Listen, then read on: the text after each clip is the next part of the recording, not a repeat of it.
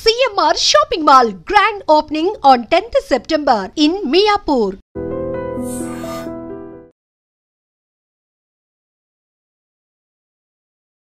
అందరికీ నమస్తే, welcome to I dream. నేను మీ చాణక్య. మరి ఈ ఆదివారము ఏదైతే ఉందో మనము చంద్రగ్రహణాన్ని మనం చూడబోతున్నాము.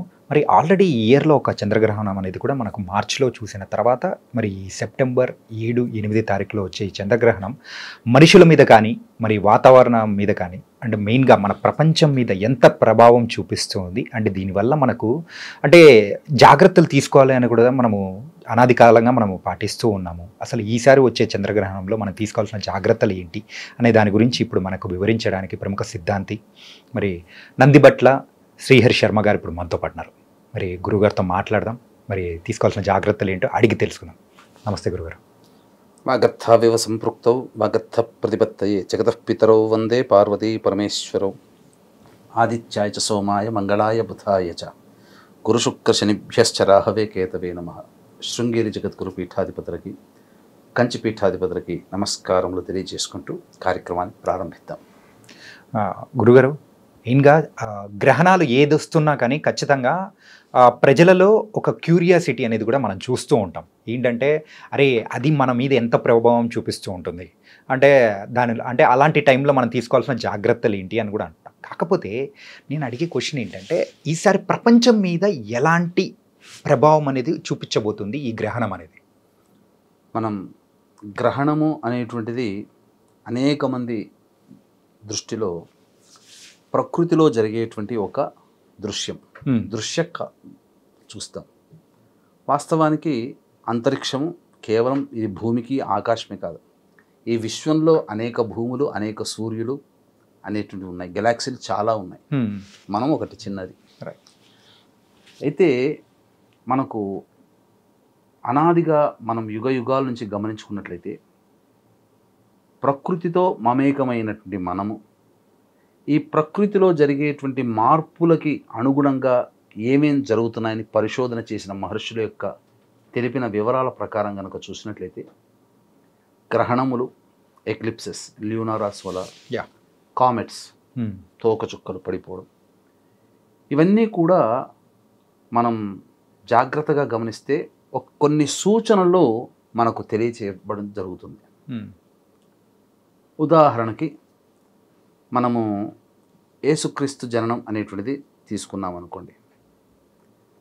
ఆ నక్షత్రం ఒకటి ఉదయించింది అని చెప్పి వాళ్ళ గ్రంథాల్లో రాసుకుంటుంటారు. అనేక సందర్భాల్లో నక్షత్రాలు కిందకు రాలుతున్న సందర్భంలో ప్రముఖమైనటువంటి వ్యక్తులు, రాజులు మరణించారు. తదనంతరం బ్రిటిష్ పరిపాలకుల చార్లెస్ వాళ్ళందరూ కూడా చెప్పడం జరిగింది.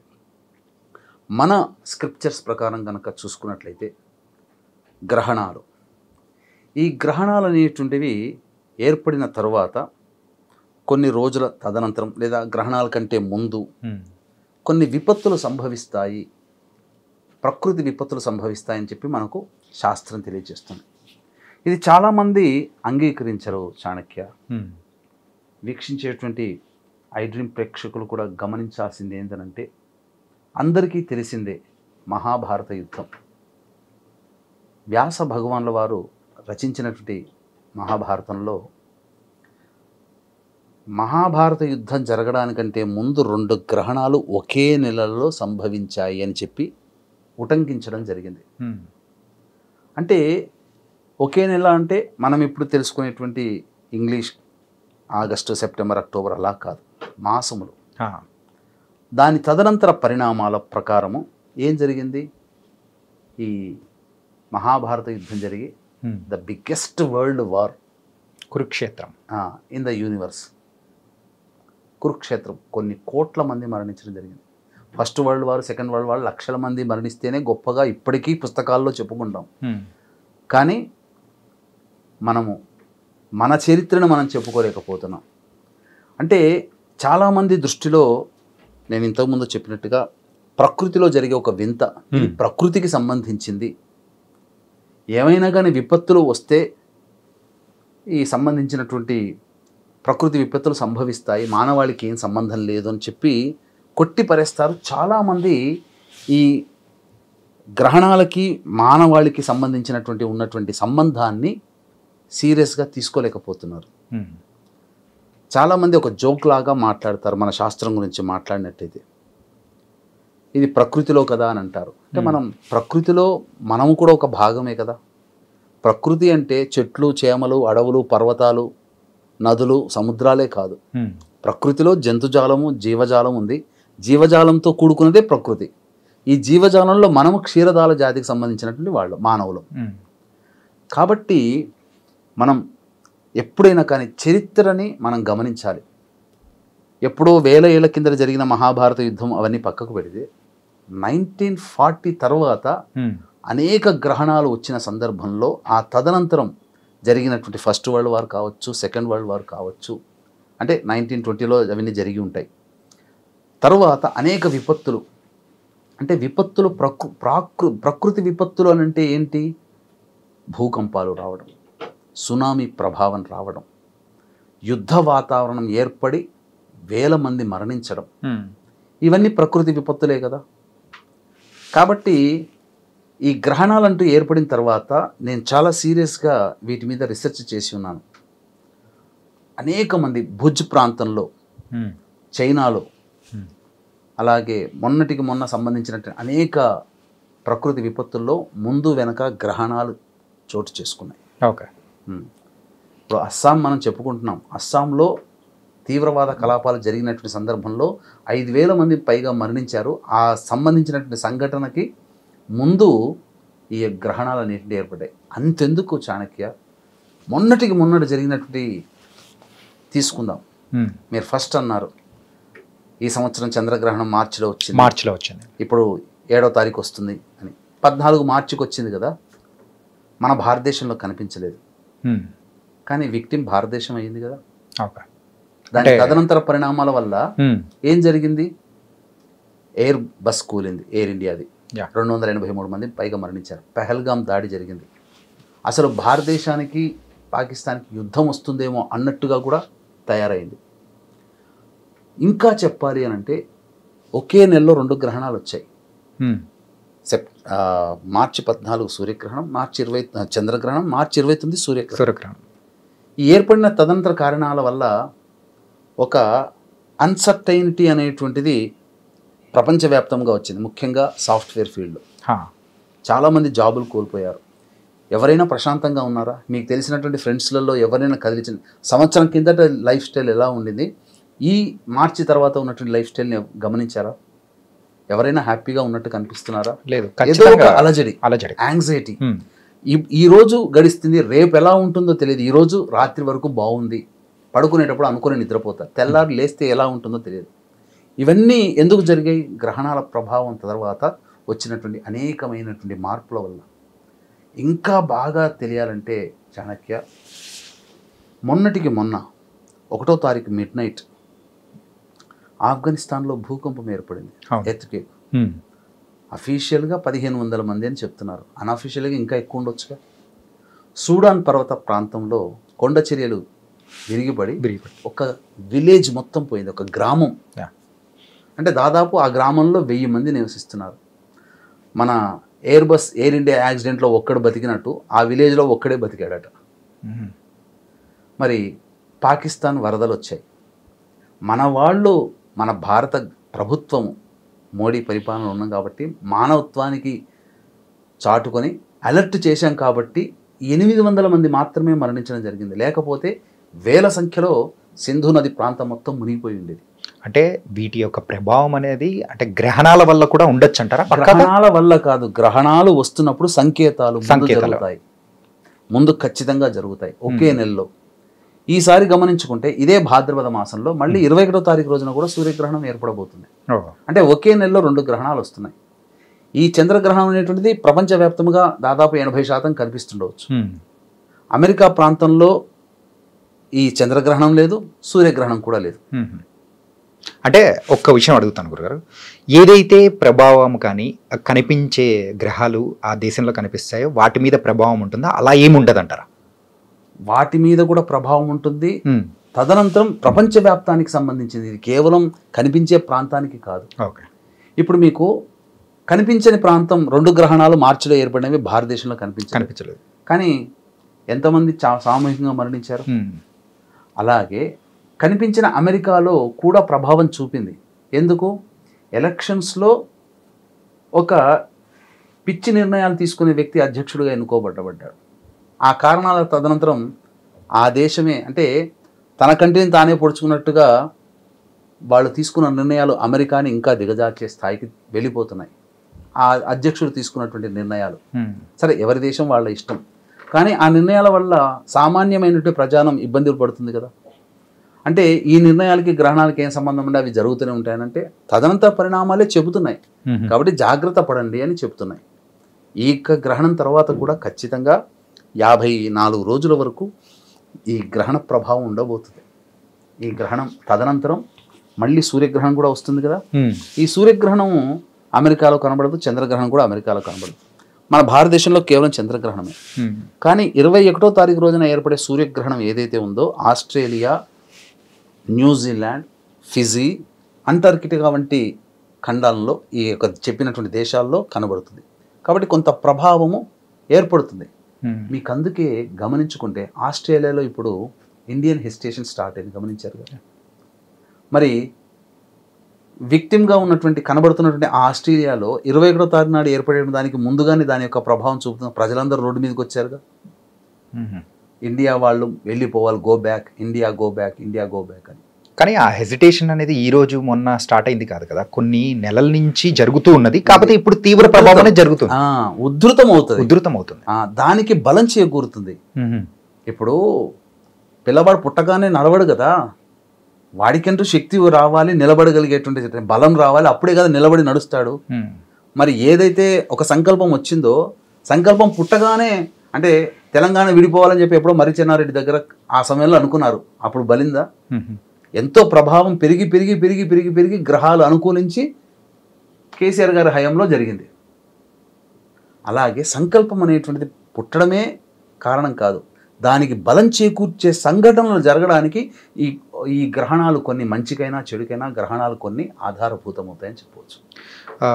ప్రపంచ వ్యాప్తంగా జరిగే పరిస్థితుల తగ్గట్టు ఈ గ్రహణాల వల్ల జరుగుతూ ఉంది అని మీరు చెప్పారు. కానీ ప్రకృతి విపత్తులు కానీ ఈ క్లైమేటికల్ చేంజెస్ కానీ ఏమైనా జరిగే అవకాశాలు ఉంటాయి గ్రహణాల వల్ల? కానీ తప్పకుండా ఉంటుంది. ఖచ్చితంగా ప్రకృతి విపత్తులు, చంద్రగ్రహణం, సూర్యగ్రహణ ప్రభావం వలన సునామీ ప్రభావాలు రావడం కానీ, లేదా వాటర్ లెవెల్స్ ముందుకు జరగడం కానీ, సముద్రాలు వీటికి సంబంధించి భూకంపాలు రావడం కానీ, కొండ చర్యలు విరిగిపడి ఆ చుట్టుపక్కల ఉన్నటువంటి ప్రాంతాలు కానీ, లేకపోతే మీకు ఈ గ్రహణ ప్రభావం ఉన్నప్పుడు మొత్తం క్లౌడ్ బరస్ట్ అయిపోయి ఎంతమంది చనిపోయారు నాయన. ఖచ్చితంగా గ్రహణాలకి ముందు వెనక ఈ రకమైనటువంటి విపత్తులు సంభవిస్తాయి. అనేక ప్రసార మాధ్యమాల్లో సంవత్సరం కిందటనే ప్రూఫ్తో సహా మనం చెప్పడం జరిగింది. ఈ యొక్క గ్రహణం ఏర్పడిన ఈ తర్వాత భుజ్ ప్రాంతంలో భూకంపం వచ్చి కాశ్మీర్, కచ్ ప్రాంతంలో వచ్చి 1,00,000 మందికి పైగా. మరి గ్రహణం తదనంతరమే కదా ఇవన్నీ ఏర్పాటైనవి. మరి ఎందుకు గ్రహణము ఈ సంబంధించింది కాకుండా ఎప్పుడో జరగవు ఎందుకు? ఖచ్చితంగా లింకు ఉండి తీరుతుంది, లేకపోతే ఇవి ప్రకృతి అందించే సైన్స్. కాబట్టి మనం వీటిని పూర్తిగా పరిశోధించారు, రీసెర్చ్ చేశారు. కాబట్టి మన మహర్షులు, ఇప్పుడు వాళ్ళని సైంటిస్టులు అంటున్నాం, వాళ్ళు మనకు మహర్షులు, వాళ్ళే సైంటిస్టులు. అలాగే మనుషుల మీద ఎంత అంటే వాళ్ళ మైండ్ సెట్ కానీ వాళ్ళ పరిస్థితులకు తగ్గట్టు ప్రభావం ఉంటుందని మీరు క్లారిటీగా చెప్పారు. అలాగే ఇది పర్సన్ టు పర్సన్, వాళ్ళ మీద ప్రభావం అనేది ఎలా ఉంటుంది, తీసుకోవాల్సిన జాగ్రత్తలు ఏంటంటారు గురుగారు? ఒక చిన్న మాట కూడా మీకు తెలియజేస్తాను దీని ముందు, మీ యొక్క మాటకి చెప్పడానికి అంటే ముందు. గుంటూరులో ఒక వింతైనటువంటి వైరస్ అనేటువంటిది వచ్చింది. ఊరు జ్వరాలతో బాధపడి చాలామంది అన్నారు. మరి ఎప్పుడు బయటపడనటువంటిది ఈ గ్రహణం ఏర్పడుతున్న వారం 10 రోజుల ముందు ఎందుకు రావాలి? వర్షాలు ఎప్పుడో స్టార్ట్ అయ్యాయి కదా, జూన్లోనే స్టార్ట్ అయ్యాయి. మనం అనుకుంటే మాన్సూన్ ఎఫెక్ట్ అన్న, కానీ ఈ గ్రహణం ముందే గుంటూరులో ఒక ప్రాంతం మొత్తం కూడా కొత్త వైరస్ అనేటువంటిది. ఇంకా చెప్పాలి అని అంటే కుంభరాశిలో ఈ గ్రహణం ఏర్పడుతుంది. కుంభరాశి అనేటువంటిది ఎయిరీ సైన్. ఈ ఎయిరీ సైన్లో రాహువు, చంద్రుడు, శని రిట్రాగేట్లో ఉంటున్నాడు. ఈ సందర్భంలో వింత వింత వైరస్లు కూడా రావచ్చు. ఆల్రెడీ మెక్సికోలో స్టార్ట్ అయింది ఒకటి. అది గనక అది ప్రబలితే కరోనా కన్నా డేంజర్ అంట. వితిన్ డేస్లోనే మనిషికి ఇబ్బంది కలిగేటువంటి సంఘటనలు చోటు చేసుకుంటాయి. మరి ఇవన్నీ కొత్తవన్నీ ఈ గ్రహణానికంటే ముందు వస్తున్నాయనంటే గ్రహణానికి సంబంధించి యాక్సెప్టెన్సీ చేయాలి. ఇప్పుడు మీరు నేను లేదా వీక్షించేటువంటి వాళ్ళలో కొంతమంది యాక్సెప్ట్ చేయకపోవచ్చు, కానీ మనకన్నా గొప్పవాళ్ళు మన మహర్షులు. వాళ్ళు దర్శించి ఈ రకమైనటువంటి స్థితులు ఉన్నాయి కాబట్టి ప్రకృతిలో వచ్చే విపత్తులు, ప్రకృతిలో భాగమైన మన మీద కూడా దీని ప్రభావం ఉంటుంది. కాబట్టి ఈ యొక్క చంద్రగ్రహణం ఏదైతే ఉందో శతభిష నక్షత్రం 4వ పాదం, పూర్వభాద్ర నక్షత్రం 1వ పాదంలో సంభవిస్తుంది, కుంభరాశిలో సంభవిస్తుంది. కాబట్టి రాత్రి 9:57 నుంచి మధ్యరాత్రి 1:27 వరకు దాదాపు 3:10 వరకు ఉండేటువంటి సంపూర్ణమైనటువంటి దీర్ఘకాలిక చంద్రగ్రహణ ప్రభావం. ఈ ప్రభావం ఏదైతే ఉంటుందో ప్రధానంగా ఆ కుంభరాశిని బేస్ చేసుకొని కొన్ని రాశుల వారికి ఉత్తమ ఫలితాలు, శుభ ఫలితాలు, కొన్ని రాశుల వారికి మధ్యమమైనటువంటి ఫలితాలు, కొన్ని రాశుల వారికి అశుభ ఫలితాలు. అంటే దీన్ని అర్థం ఎలా చేసుకోవాలి అనేటువంటిది అంటే, ఒక వ్యక్తి వ్యాపారం చేస్తున్నాడు అని అనుకుందాం. 100 రూపాయలు ఇన్వెస్ట్మెంట్ చేస్తాడు. ఉత్తమ ఫలితాలు పొందేటువంటి వ్యక్తికి 100కి అతని ఎక్స్పెక్టేషన్స్ ప్రకారము 20 రూపాయలు లాభం వస్తే చాలు అనుకుంటాడు, కానీ 150 రూపాయలు వస్తుంది. అది ఉత్తమమైన ఫలితం కొన్ని రాశుల వారికి.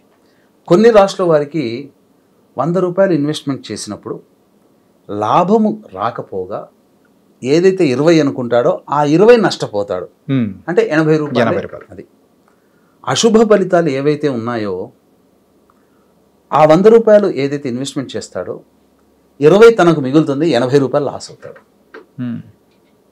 అర్థమైంది కదా కాన్సిక్వెన్స్? ఇలా అనమాట. సో ఈ కుంభరాశి బేస్ చేసుకొని అశుభ ఫలితాలు ఎవరికి ఉన్నాయి అంటే కర్కాటక రాశి వారికి అష్టమ స్థానంలో ఏర్పడుతుంది. అలాగే వృశ్చిక రాశి వారికి అర్ధాష్టమ స్థానంలో, కుంభరాశికి రాశిలోనే, మీన రాశికి 12వ రాశిలో. కాబట్టి కర్కాటక, వృశ్చిక, కుంభ, మీన రాశిలో జన్మించినటువంటి వారికి సంపూర్ణముగా కొంత అశుభ ఫలితాలన్నింటినీ కలుగుతాయి. ఇక నేను ఏదైతే మధ్యమ ఫలితాలు అన్నానో మిథున రాశికి, సింహరాశికి, అలాగే తులారాశికి, మకర రాశిలో జన్మించినటువంటి వాళ్ళకి మధ్యమ ఫలితాలు వస్తాయి. ఎక్కువగా నష్టం ఉండదు, తక్కువ నష్టం. అలాగే సంపూర్ణమైనటువంటి ఉత్తమ ఫలితాలు ఎవరికైతే చెప్పబడ్డంటే మేషరాశి, వృషభ రాశి, కన్యా రాశి, ధనుస్సు రాశిలో జన్మించినటువంటి వారు ఉత్తమమైనటువంటి ఫలితాలు పొందుతారు.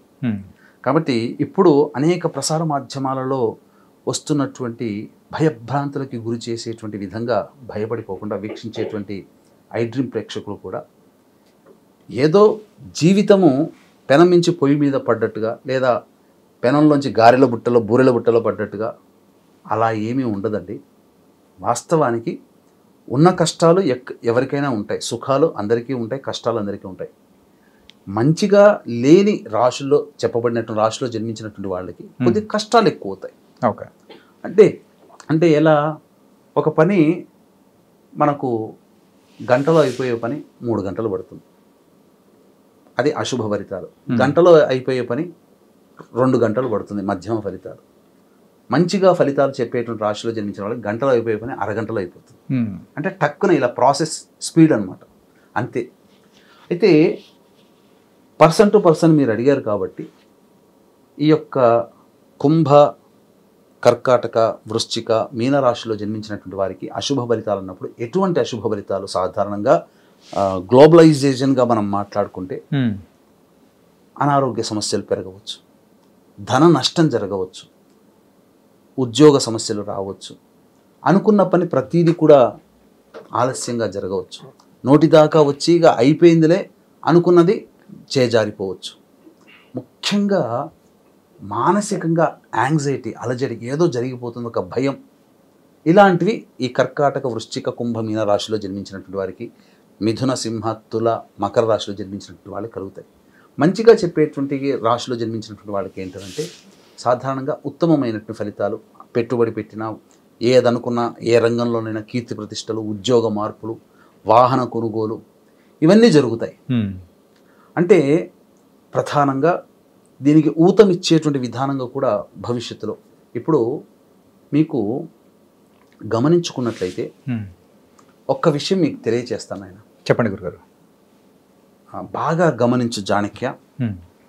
ఇప్పుడు భారతదేశం జిఎస్టి అనేది ఒక నిర్ణయం తీసుకుంది. మొత్తం 140 కోట్ల మంది ప్రజలందరూ కూడా ఫ్రూట్ఫుల్ రిజల్ట్సే కదా ఈ తీసుకున్న నిర్ణయం వల్ల. ఎంతమంది అందరూ ఆల్మోస్ట్ ప్రతి వాళ్ళు లాభపడతారు కదా. ఈ భారతదేశము ఈ గ్రహణ సందర్భంగా ఇప్పుడే ఎందుకు తీసుకోవాలి గమనించారా? ఓకే, గుడ్ న్యూస్ అనేటువంటిది ఈ భారతదేశంలో కనిపిస్తుంది. కానీ మొత్తం అందరికీ కూడా గుడ్ న్యూస్ ఎందుకు భారతదేశ ప్రభుత్వం తీసుకురావాల్సి వచ్చింది అంటే ఇది గ్రహణం వస్తుందని తీసుకోలేదు. ఈ తీసుకోవడం అనేటువంటి కారణం కూడా గ్రహణం ఒక కారణం అవుతుంది మంచి జరగడానికి. ఎందుకనంటే వృషభ లగ్నంలో భారతదేశ గవర్నమెంట్ ఫామ్ అయింది, ఇండిపెండెన్స్. నవీనమైనటువంటి చరిత్రకారుల అభిప్రాయం ప్రకారము కన్యా రాశి భారతదేశానికి సంబంధించింది అని అంటారు. పాత చరిత్రకారుల ప్రకారము మకర రాశి భారతదేశానికి సంబంధించింది అని అంటారు. ఇప్పుడు నేను ఏదైతే చెప్పానో మంచి జరిగేటువంటి రాశులు అన్నాను కదా, వృషభ రాశి, కన్యా రాశి రెండు ఉన్నాయి.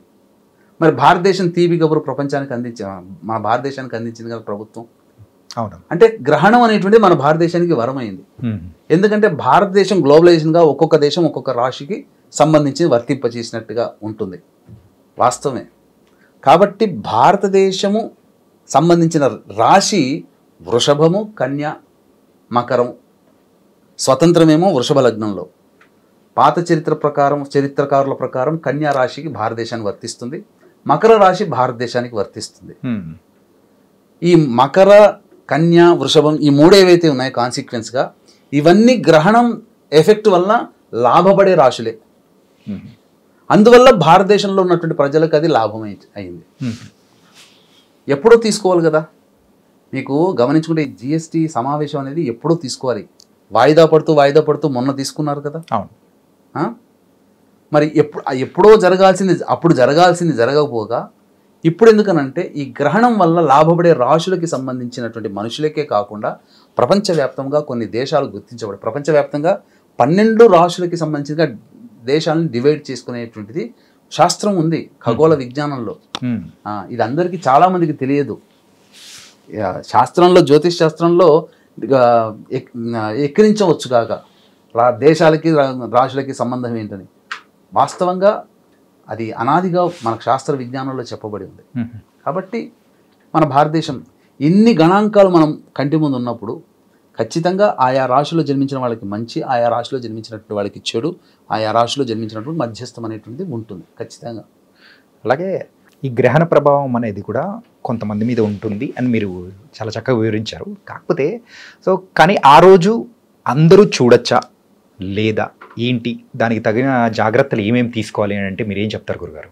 శతభిష నక్షత్రము పూర్వభాద్ర నక్షత్రంలో ఏర్పడుతుంది కాబట్టి గ్రహణం. శతభిషం కంటే ముందు, పూర్వభద్రకి తర్వాత ఉన్న నక్షత్రాలు అంటే ధనిష్ట, శతభిషం, పూర్వభద్ర, ఉత్తరభద్ర నక్షత్రాల్లో జన్మించినటువంటి వాళ్ళు. అలాగే శతభిష, పూర్వభద్ర నక్షత్రానికి అనుజన్మ తారలుగా చెప్పబడేటువంటి స్వాతి, విశాఖ, పునర్వసు, ఆరుద్ర నక్షత్రాల్లో.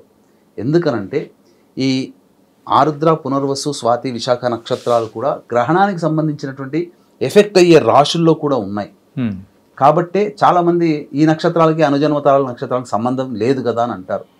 కానీ ఈ గ్రహణం ఏర్పడుతున్నటువంటి రాశికి మంచి లేదా చెడు ఏవైతే చెప్పబడిన రాశులు ఉన్నాయో ఈ నక్షత్రాలు కూడా గ్రూప్ అన్నమాట.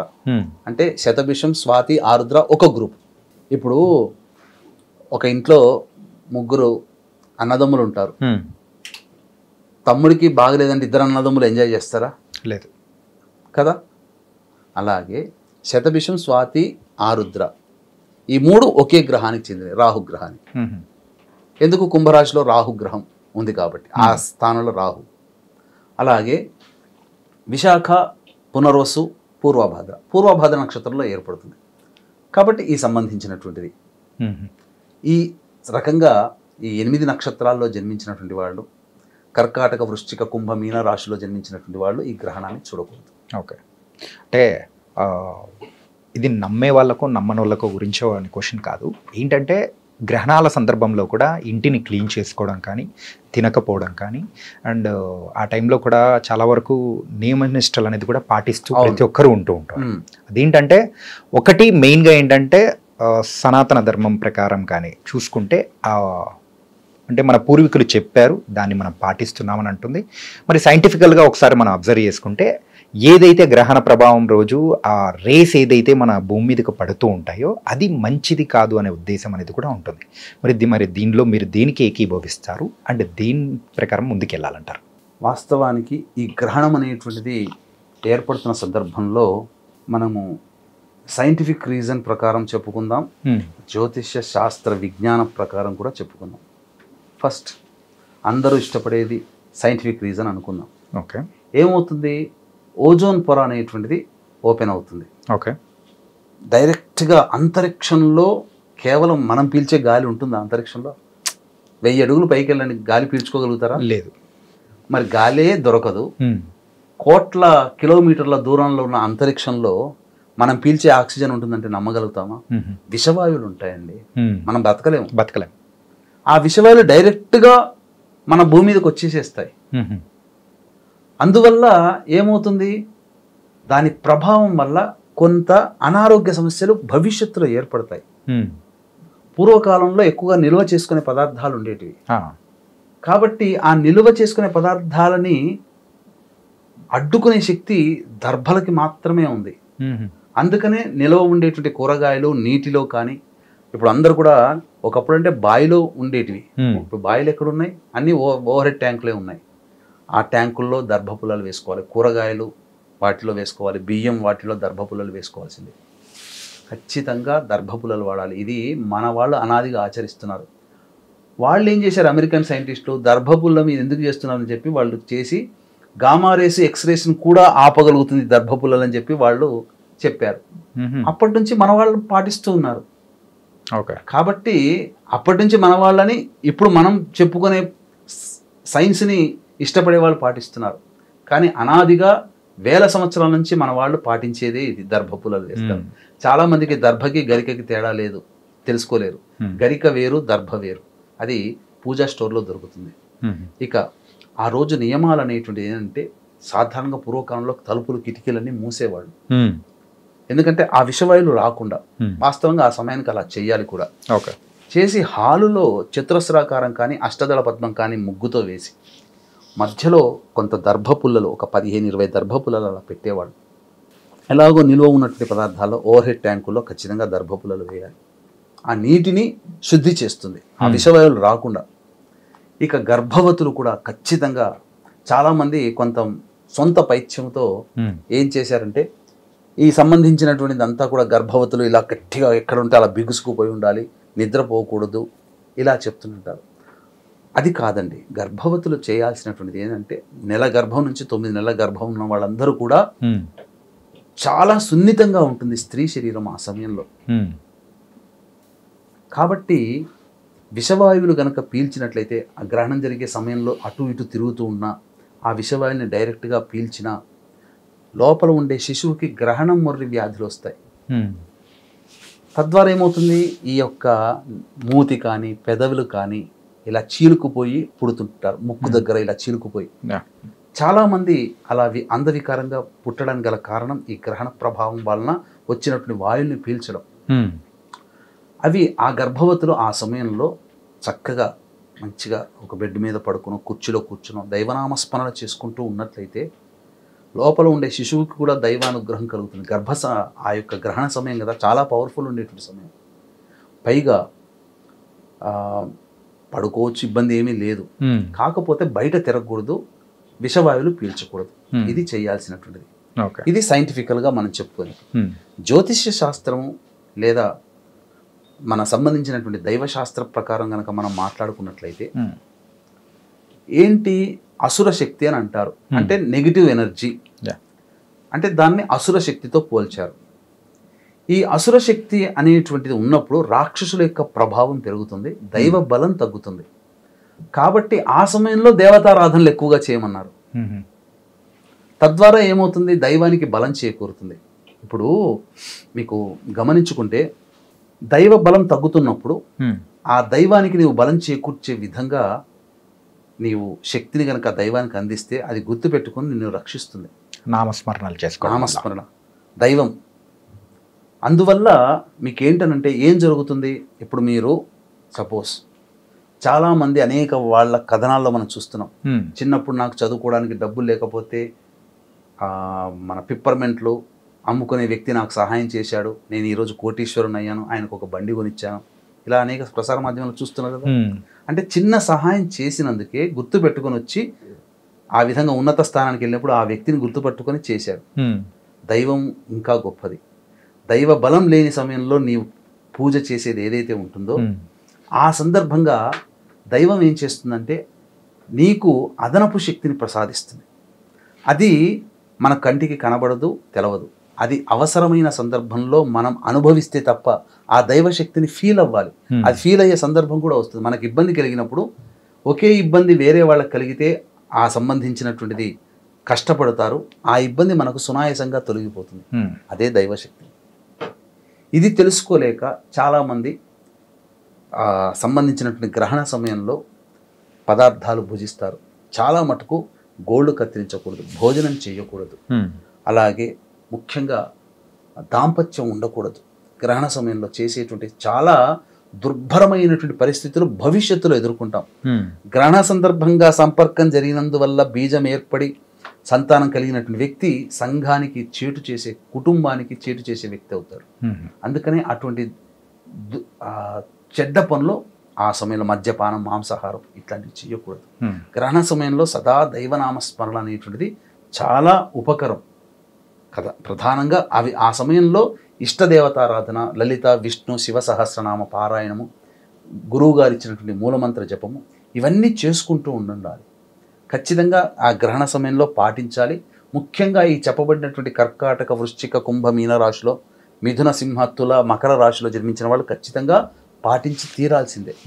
తదనంతరం కొన్ని పరిహార క్రియలు, దాన క్రియలు అనేటువంటి చేసుకోవడం వల్ల మీకు శాస్త్రంలో ఏం చెప్పబడి ఉందనంటే, మనకు ఏదైనా సమస్య వచ్చినప్పుడు దైవానుగ్రహం వల్ల ఆ సమస్యని తప్పించుకోవడం లేదా అనుభవించడం.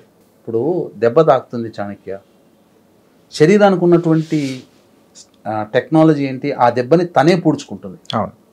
కానీ మనం భరిస్తున్నామా?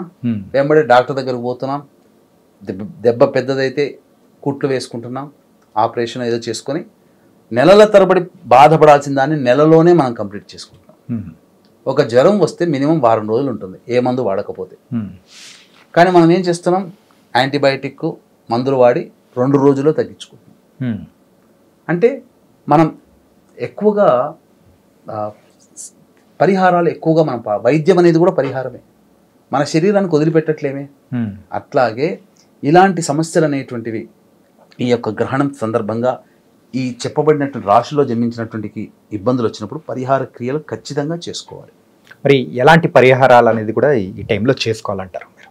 ఇంతకుముందు చెప్పుకున్నట్టుగా ఏ సమస్యకైనా 2 రకాల పరిహారాలు, ఒకటి దైవ పరిహారం, 2 మానవ పరిహారం. దైవ పరిహారం అన్నప్పుడు చాలామంది ఈ యొక్క సంబంధించినటువంటి పరిహారాలు చేసుకోలేరు.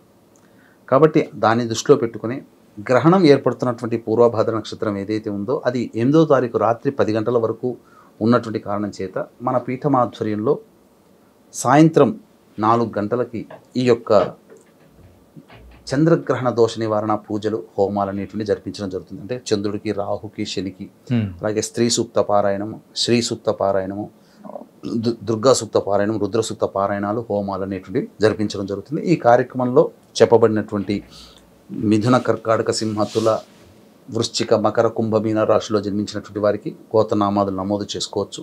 ఈ కార్యక్రమంలో నమోదు చేసుకున్నటువంటి వాళ్ళకి కరుంగలిమాల శక్తిపాతం చేసి ఇవ్వడం జరుగుతుంది. ఇది దైవ పరిహారం. మానవ పరిహారం అని అంటే ఎలాగో ఆయా చెప్పినటువంటి రాశుల్లో ఉన్నటువంటి వాళ్ళు ఈ సంబంధించినటువంటి ధ్యానంలో ఉంటారు, పూజ చేసుకుంటారు. గ్రహణ సమయంలో తెల్లవారే లేచి కాలకృత్యాదులన్నీ తీర్చుకొని దేవాలయానికి చేరుకొని లేదా ఇంట్లోనైనా కానీ బియ్యము, మినుములు కిలోంబావు, నల్ల నువ్వులు 100 గ్రాములు, తెలుపు వస్త్రము లేదా నీలి వస్త్రము తీసుకోవడం, అలాగే దీంతో పాటుగా ఇత్తడి పాత్ర కానీ, కాంస్య పాత్ర కానీ, బ్రాంజ్ అంటారు, లేదా మట్టి పాత్రనైనా తీసుకొని అందులో వెండి సర్పబింబము, చంద్రబింబము, సూర్యబింబము వేసి అది నిండే విధంగా ఆవు నెయ్యి వేసి బ్రాహ్మణుని పిలిపించుకొని సంకల్పం చెప్పుకొని ఈ యొక్క వస్తువులను దానం చేసి వీటితో పాటుగా ఆ ఆవు నెయ్యితో నింపినటువంటి పాత్రలో ఎవరికైతే దోషం ఉందో వాళ్ళు ఆ ముఖాన్ని చూసుకొని ముఖబింబాన్ని ఆ ఆవు నెయ్యిలో చూసి దానం బ్రాహ్మణికి వేయాలి. చాలామంది బ్రాహ్మణులు తీసుకోకపోవచ్చు. ఆ సందర్భంలో ఏం చేయాలి? ఆవు నెయ్యితో నింపిన పాత్రనంటే రావి చెట్టు దగ్గరికి వెళ్ళి ఒత్తివేసి ఆ పాత్రతో సహా ఆవు నెయ్యితో సహా దీపారాధన చేయడము, లేదా దేవాలయంలో ధ్వజస్తంభం దగ్గర లేదా దేవాలయంలో ఏదైనా కానీ పవిత్ర వృక్షం దగ్గర దీపారాధన చేయడం అనేటువంటిది కనుక చేసి వెనక్కి తిరిగి చూడకుండా ఇంటికి వచ్చి కాళ్ళు కడుక్కొని ఇంట్లో మళ్ళీ పూజా మందిరంలో దైవాన్ని నమస్కారం చేసుకుంటే చాలు. ఓకే. మంత్ర పరిహారం ఇది మానవులు అందరూ చేసుకునేటువంటిది. ఈ మిథున, కర్కాటక, సింహతుల, వృశ్చిక, మకర, కుంభమీన రాశిలో జన్మించినటువంటి మంత్ర పరిహారంలో కావాలనుకుంటే 8వ తారీఖు రోజున మన పీఠమాధ్వర్యంలో జరిగేటువంటి చంద్రగ్రహణ దోష నివారణ పూజల హోమాల్లో పాల్గొనవచ్చు. కరుంగలి మాలని సొంతం చేసుకోవచ్చు. చాలా ధన్యవాదాలు గురుగారు. ఎందుకంటే ఈ గ్రహణాల గురించి చాలా వరకు ఉన్న అపోహలు కానీ ఏంటంటే ఒక్కొక్కరు ఒక్కొక్క రకంగా భయపెట్టడం అనేది కానీ, సో కొన్ని చోట్ల ఏమవుతుందంటే కొన్ని తప్పుడుగా కానీ, సో ఎవరైతే చూస్తున్నారో వ్యూవర్స్కి కూడా అర్థం కాని విశేషం అంటే ఆ మైండ్ సెట్లో పడిపోతున్నారు. ఎవరికి ఏం చెప్పాలనో ఇది కరెక్టా కాదా అనేది అని కూడా. కానీ మీరు చెప్పింది ఏదైతే ఉందో పర్ఫెక్ట్గా చెప్పారు. అండ్ ఎలాంటి పరిహారాలు అనేది చేసుకోవాలి, ఎలా ఉండాలి, ఏంటి అనేది కూడా చాలా చక్కగా వివరించి చెప్పారు. నిజంగా చాలా చాలా ధన్యవాదాలు. Thank you so much. సర్వం శ్రీ ఉమామహేశ్వర పరబ్రహ్మార్పణమస్తు. తవ్వుతున్న శివలింగం సరే దాన్ని అట్లా కప్పేసేయండి, చూపించదండి. మూర్తి పూజ కాదు, సాక్షాత్ బ్రజేంద్ర నందన భగవాన్ ఉన్నారు మూర్తిలో. ఏమీ ఆశించకుండా ఆరాధించే వాళ్ళు కూడా ఉన్నారా ప్రభుజీ? నిజమైన భక్తి అంటే మనకు తెలియదు కాబట్టి